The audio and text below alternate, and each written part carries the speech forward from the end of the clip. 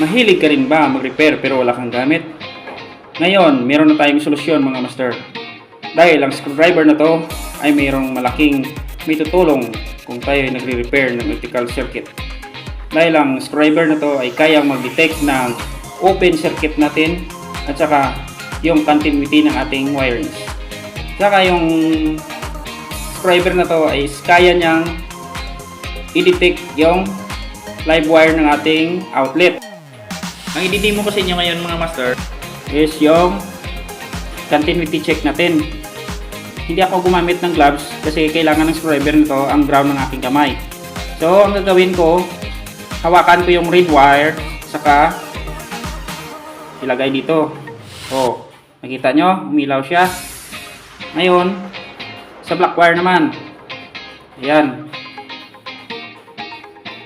Ibig sabihin, yung wire natin ay walang putol. Yun ang tinatawag na continuity. Ngayon, i-check naman natin ang live wire ng ating outlet. Hawakan na natin ang metal na to, saka i-plug sa outlet. Ayan, nakita nyo, umilaw siya ng pula. Ang ibig sabihin, ito yung live wire natin. Ilipat natin dito sa baba. Ayan, naka-green siya. Ang ibig sabihin, ito yung neutral natin.